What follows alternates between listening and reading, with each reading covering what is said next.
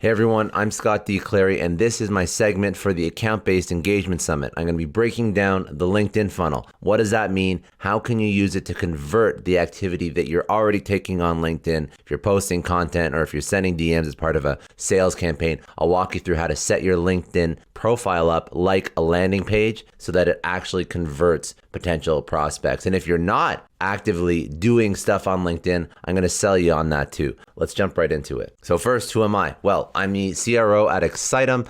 We were recently acquired by Grass Valley, although we've been working with them for quite a while. We sell broadcast SaaS solutions, software solutions. I'm also the founder of a daily newsletter that talks about all things business, tech, and finance, as well as a weekly case study newsletter where I break down high growth organizations and how they achieved massive success and scaled. I'm also the host of the Success Story podcast, where I unpack the playbooks of highly successful individuals.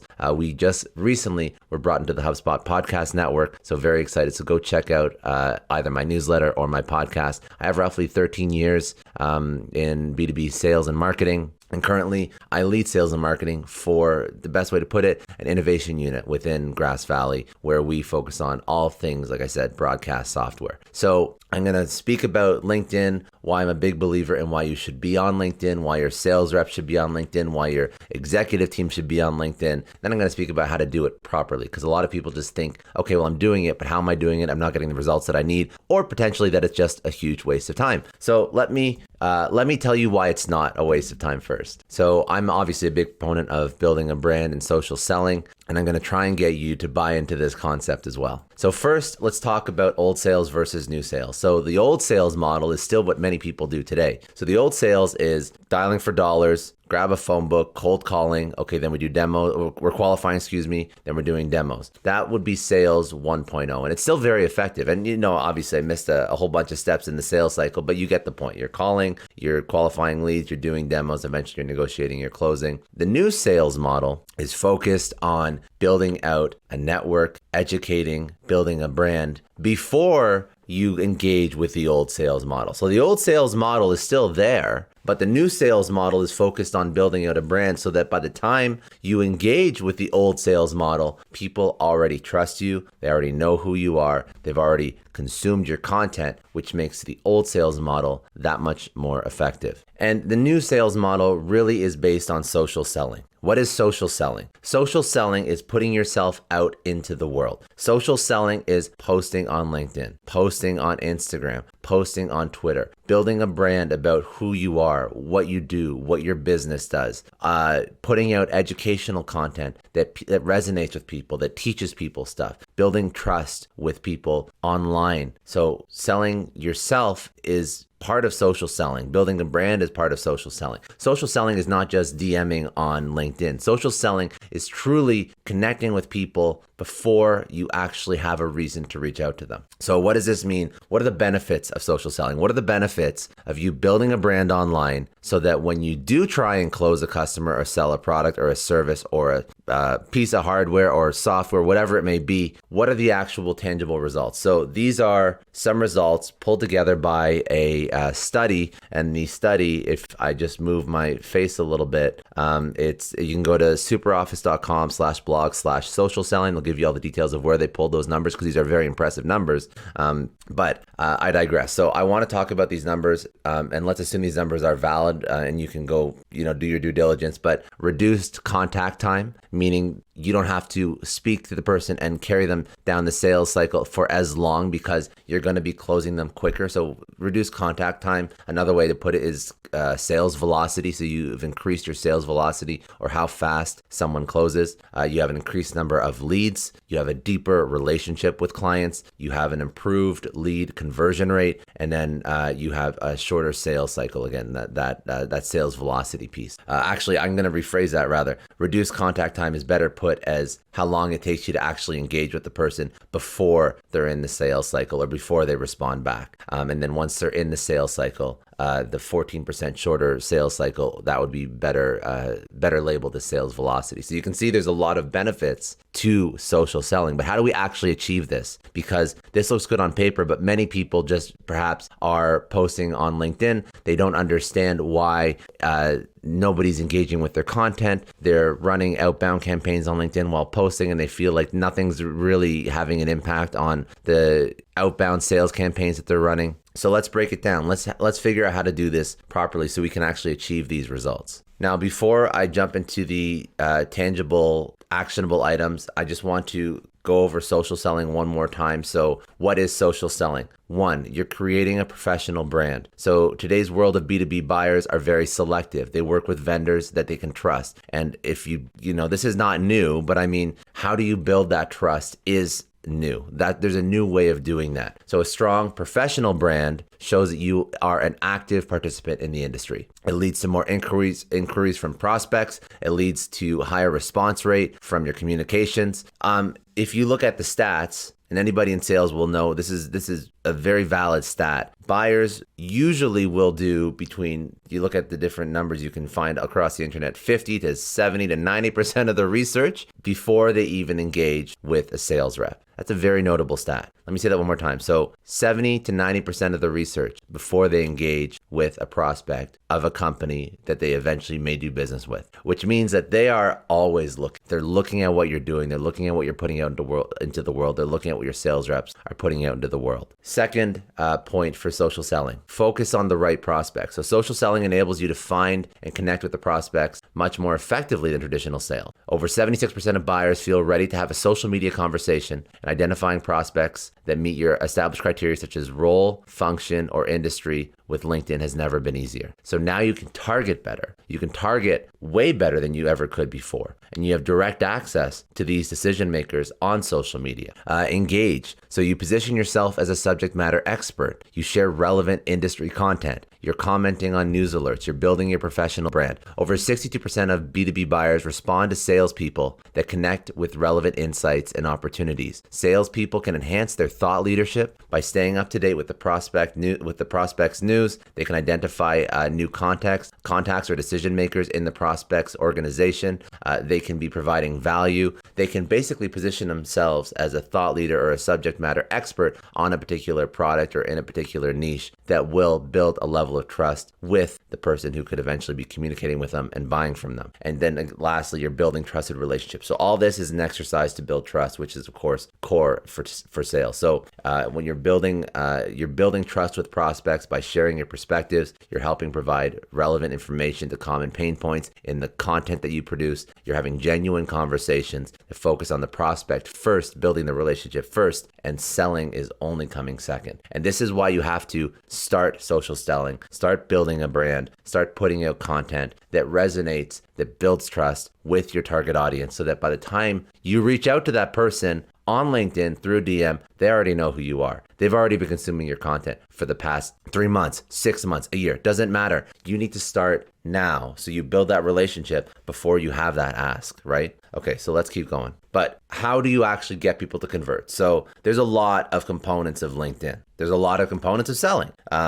You have the content you create. So the actual posts, what goes in those. You have the messaging. So if you're running a sales campaign, you're emailing people, you're calling people, you're including LinkedIn as part of that outbound sales strategy. But how do you structure a message on LinkedIn? How do you get somebody to connect with you so that you will have the ability to actually send them a message and try and get them to jump on a call, whatever. So these are all these different components. But what I want to talk about today, and of course I talk about all this stuff, but we only have a short period of time today. So I'm going to just talk about the LinkedIn funnel because it's the one piece that I don't think is really discussed that much. A lot of people speak about how to create great content that resonates. A lot of people speak about how to create great B2B content that resonates. A lot of people will train you on how to run outbound campaigns, what the messaging should look like, what you should write in the LinkedIn message, in the LinkedIn outreach. So I'm going to speak about the third component to this, which is not discussed that often, the LinkedIn funnel. So what is the LinkedIn funnel? The LinkedIn funnel is setting your LinkedIn page up like a website so that when you create content and somebody finds you and looks at your LinkedIn landing page, when you DM somebody and they're like, who's this person? And they go to your LinkedIn page, they're going to have a better chance of converting because you set up your LinkedIn page like a website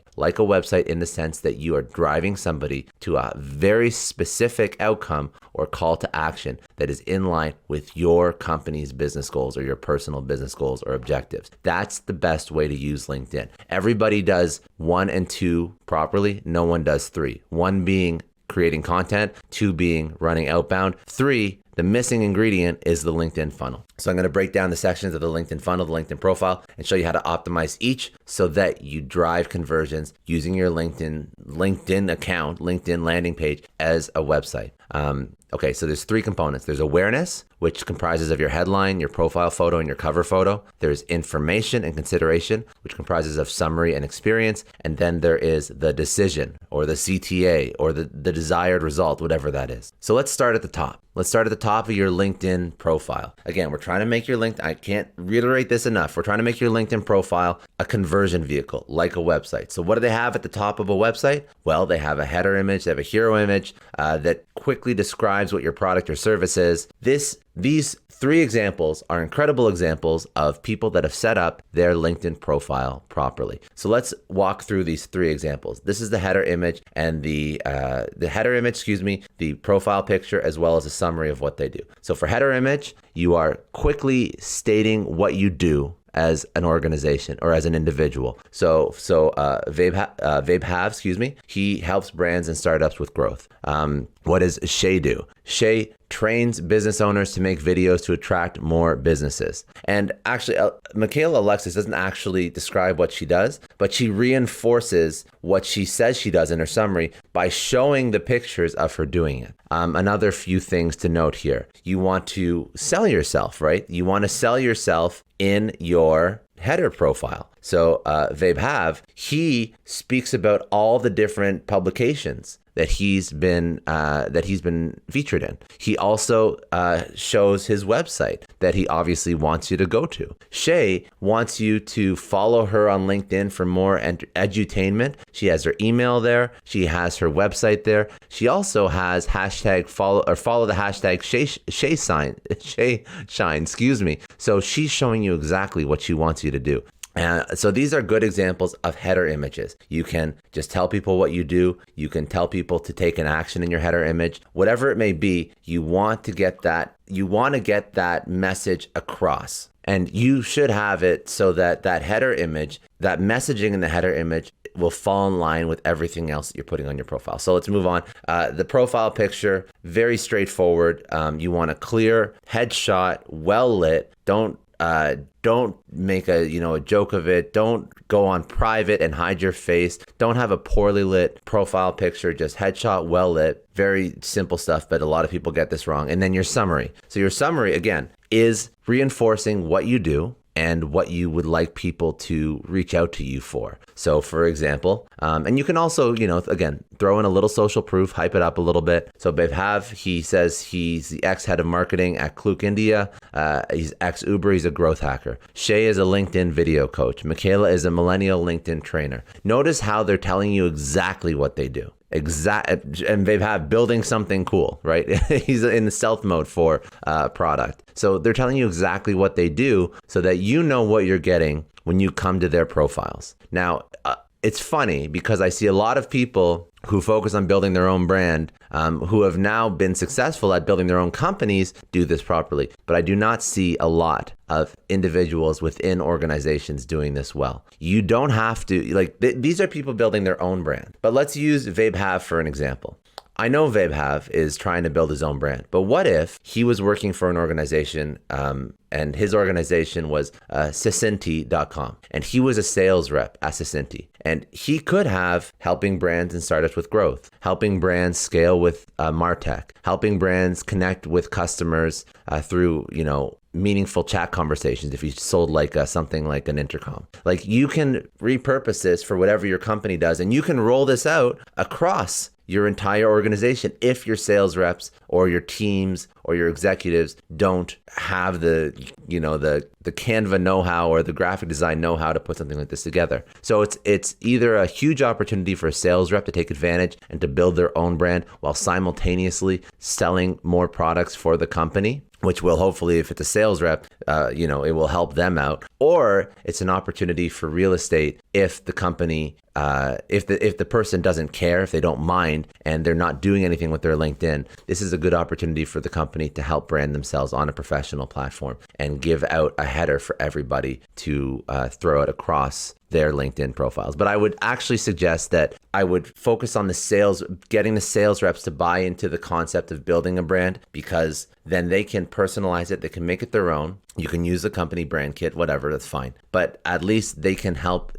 It will help them achieve their sales or their revenue targets. Okay, so let's keep moving down the LinkedIn profile. So now we have awareness. We have a good handle on awareness. This is what good looks like for a header image, as well as profile picture and summary. One more piece of awareness is SEO. So LinkedIn, like any website in the world, your LinkedIn profile is keyword optimized. I'm just going to move myself to the bottom left so you can see what I'm talking about. So what I mean by this is when you want somebody to find you on LinkedIn, if you want somebody to find, if you think that you want a certain keyword associated with your profile, include that in your summary, because when somebody searches that keyword, you're going to show up in the results. So what I mean by that is, this is marketing. It's a very generic keyword. But if we went back a slide and I was selling, the intercom example or chat solutions, if I put chat solutions, or if I put MarTech, or if I put something in my summary, in that little blurb beneath my profile picture, then when somebody searches that, my profile would come up, which means that that person would now find me. So think about just the SEO aspect. Think about the keywords that you can include in your profile so that people can find you easier if they're looking for that thing. Why make sales hard, right? It's very straightforward. Okay, so now moving on to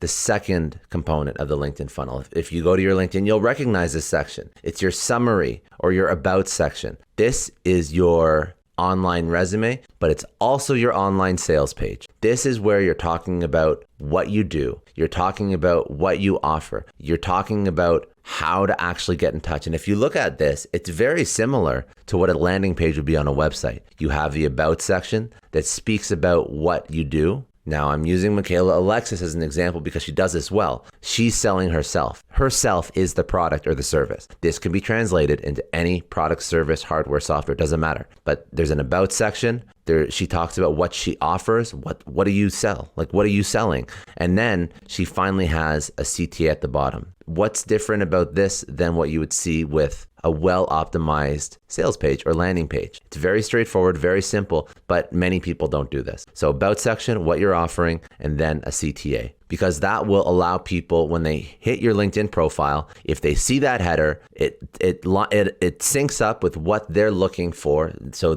you're talking in your header and your summary about what you do. You're like, oh, this is a person who is selling a product or talking about a product or talking about an industry that's relevant to me. And then I'm going to keep investigating, because now you've hooked my attention with that header image. I'm going to keep investigating down your LinkedIn profile. I'm going to go read your about section. I want that to resonate with me. I want it. So what I'm writing in my about section is a little bit about me, maybe a little bit about the company, and then I'm going to keep going down. And it's just a classic. Now at this point, it's a classic sales page, because now you got me hooked. I'm reading about who you are. I'm reading about your offers, your products, your services, and then there's a CTA at the bottom. And now I'm interested in actually connecting with you. Here's another example from Shay. She has another about section. She speaks about what she offers. So she has an about. She says, I help you use video to get more of your target market to know about your brand. I help you use video to get more of your target market to see you as an industry expert in your industry, generate more quality leads. This is what she offers. And then finally, she has a CTA. So schedule a call with me today. Message me on LinkedIn. Subscribe to my podcast. She has a couple CTAs. Now, if you're trying to be hyper targeted, maybe you don't want to have 3 CTAs, but you get the point. So the about section is a perfect opportunity for you to build out basically a landing page with your about, your offer, and then finally your CTA. So all in all, this is a very quick session on just how to optimize your LinkedIn profile. So you have all your content going out already. You have all of your outbound, your DMs, your emails going already. This specific segment is meant to create that profile, that header, that summary, and that about section so that when people see your content on LinkedIn, they click your name. When you reach out to somebody and they don't want to reply back to you yet, they want to go investigate who you are, they go through this funnel. And even if they don't action that CTA, like not everybody who goes to a website will action a CTA and actually submit their information or ask for a demo or whatnot, but at least now they know what they're getting. So when they've consumed all this information about you or your company, now they're more likely to engage with your content, reply back to that DM. And if they continuously see great content coming out of you, if they continuously see you reaching out to them, you're running a follow-up sequence, and they have this option to investigate more and learn more, there's a much higher chance of them eventually converting into somebody that could purchase your product or service and become a qualified lead. So this is the segment. I hope you enjoyed. If you want to reach out to me, you can hit me up on any social at Scott D. Clary. I got that name across everything. Or you can shoot me an email, scott@scottdclary.com. We can strategize about your LinkedIn. And if you do need help with the other pieces, the outbound approach, or perhaps